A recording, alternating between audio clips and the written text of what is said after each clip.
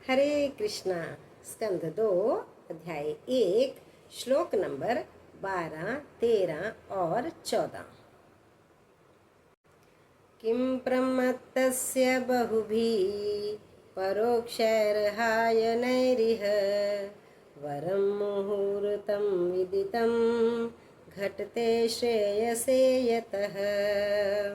अनुवाद: ऐसे दीर्घ जीवन से क्या लाभ जिसे इस संसार में वर्षों तक अनुभवहीन बने रहकर गंवा दिया जाए। इससे तो अच्छा है पूर्ण चेतना का एक क्षण, क्योंकि इससे उसके परम कल्याण का मार्ग प्रशस्त होता है। खट्वांगो नाम राजर्षिर् ज्ञात्वेयत्तामिहायुषः मुहूर्तात् सर्वमृत्सृज्य गतवान भयं हरिम। राजऋषि खट्वांग को जब ये सूचना दी गई कि उनकी आयु का केवल एक क्षण अर्थात एक मुहूर्त शेष है, तो उन्होंने तुरंत अपने आप को समस्त भौतिक कार्यकलापों से मुक्त करके परम रक्षक श्री भगवान की शरण ग्रहण की। तवाप्येतर्हि कौरव्य सप्ताहं जीवितावधिः उपकल्पय तत्सर्वं तावद्यथ सांपरायिकम्। हे महाराज परीक्षित, अब आपकी आयु के और 7 दिन शेष हैं। अतएव इस अवधि में आप उन समस्त अनुष्ठानों को संपन्न कर सकते हैं जो आपके अगले जीवन के परम कल्याण के लिए आवश्यक हैं।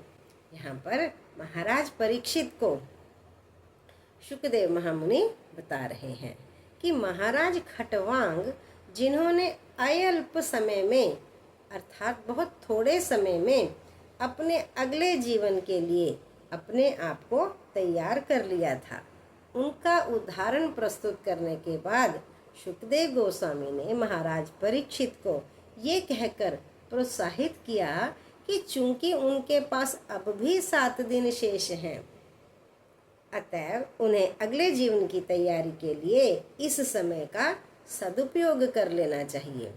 इस तरह से गोस्वामी जी ने महाराज परीक्षित को बताया कि वे भगवान के शब्द रूप की शरण ग्रहण कर लें, क्योंकि उनके जीवन के अब भी 7 दिन शेष हैं। इस प्रकार से वे मुक्त हो लें।